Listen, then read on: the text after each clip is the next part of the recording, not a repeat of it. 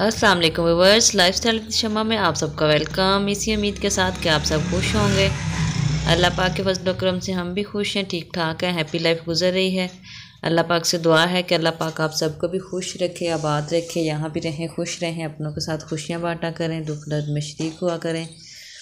तो व्यूअर्स, आज का जो व्लॉग है इसमें हम सिंपल और इजी तरीके से शलवार की कटिंग करेंगे कि हम जो सिंपल और इजी तरीके से मतलब थोड़ा सा भी कपड़ा ज़ाया किए बगैर जो है शलवार की कटिंग हम कैसे करते हैं।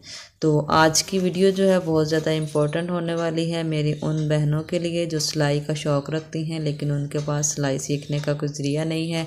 तो आज की वीडियो जो है वो स्पेशली उन बहन भाइयों के लिए है जो सिलाई का शौक़ रखते हैं। तो व्यूअर्स, आज की इस छोटी की सी वीडियो में मैंने कोशिश की है कि मैं जिस तरीके से ख़ुद कटिंग करती हूँ, कपड़े स्टिच करती हूँ, आज की वीडियो में आप लोगों को वो चीज़ सिखाऊं और आप लोगों को वो चीज़ समझ आए। तो काइंडली आप लोगों ने अगर किसी चीज़ की समझ ना आए, कोई चीज़ मिस हो रही हो, स्किप हो रही हो, तो काइंडली मुझे आपने कमेंट्स बॉक्स में ज़रूर बताना है ताकि नेक्स्ट वीडियो जो है वो मैं थोड़ी एहतियात के साथ बनाऊं। क्योंकि सिलाई पे मेरी ये फ़र्स्ट मतलब लर्निंग ही है एक किस्म की आप सब के लिए। तो इस पे मेरी जो है आज फर्स्ट वीडियो है और नेक्स्ट जो है आपको मेरी इस तरह की लर्निंग वाली वीडियो भी मिला करेगी। तो आज की स्टार्टिंग में मैंने जस्ट सिंपल कटिंग की है शलवार की। सिंपल और इजी तरीके से जो है हम आज की वीडियो में कटिंग सिखाएंगे। सबसे पहले ये आप देख रहे हैं कि मैंने कपड़े को फ़ोल्ड करके रख लिया है। इस तरीके से कपड़े को फ़ोल्ड करना है कि कपड़े में थोड़ा बहुत कान वगैरह होती है वो हमने एक साइड पे निकालनी है। वो सारी एक साइड पे निकल आएगी, फिर हम ऊपर से कट कर देंगे। कपड़े को हमने बिछा लिया है और ये है नाप वाली शलवार। सबसे पहले हम इसकी लंबाई नापेंगे, शुरू से लेके एंड पहुंचा तक। इसकी लंबाई जो है हमारे पास 36 आ रही है। 36 मीटर जो है 36 इंच इसकी लंबाई है। और उसके बाद हमने पहुंचा नापना है। पहुंचा इसका है 7 इंच। उसके बाद आ जाता है आसन। आसन है हमारा यहाँ पे 14। और उसके बाद आ जाता है शलवार का घेर। तो शलवार का घेर हमारा बनता है 21। तो ये सारी चीज़ें जो है ऐसे ही आपने तरतीब से नाप लेनी है। तो अगर माइंड में नहीं रह रहा तो आपने एक पेंसिल ले लेनी है, कागज़ पे इसको नोट कर लेना है। तो मेरा तो डेली रूटीन का मतलब वर्क ही ये है, तो मैं इतना का याद रख लेती हूँ, तो मैंने लिखा नहीं है, तो मैंने ऐसे ही ज़हन में रख लिया है।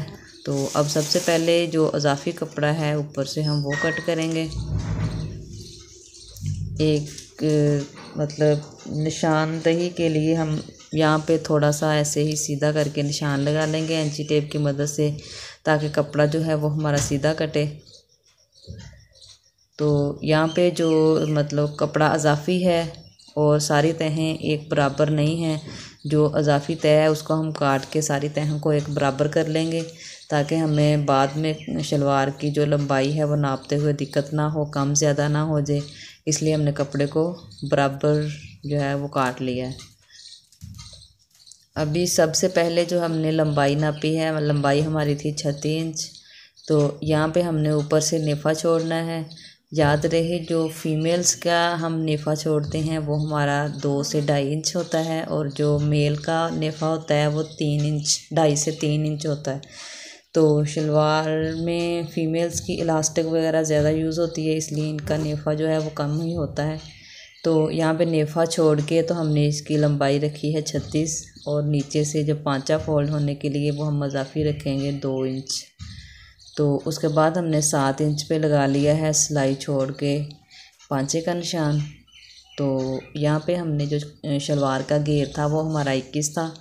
यहाँ पे हम 21 नाप लेंगे और यहाँ पे हमारा पूरा पूरा बन रहा है कपड़ा, इजाफी इसमें नहीं है, पूरा पूरा जो घेर है वही बना है। तो उसके बाद आसन नापते हुए भी हमने सेम वही तरीका के ऊपर से नेफ़ा जो है 2 इंच छोड़ के नीचे से हमने जो है 14 इंच हमारा आसन है वो हमने निशान लगाना है। تو اب میں تو اسی طریقے سے یہاں سے اس سائڈ پہ مطلب نشان لے جاتی ہوں. اگر آپ کو اس طریقے سے کئیوں کا نہیں بھی صحیح جاتا تو سب سے ایزی طریقہ ہے کہ ایسے شلوار کو ناپ والی کو اوپر رکھ لیں اور اس کی نالی کی جو کٹنگ ہے اس کے پیچھے پیچھے ایسے نشان لگائیں اور اس کو سائڈ پہ کر کے تو پھر یہاں سے ہم اس کی کٹنگ کر دیں گے.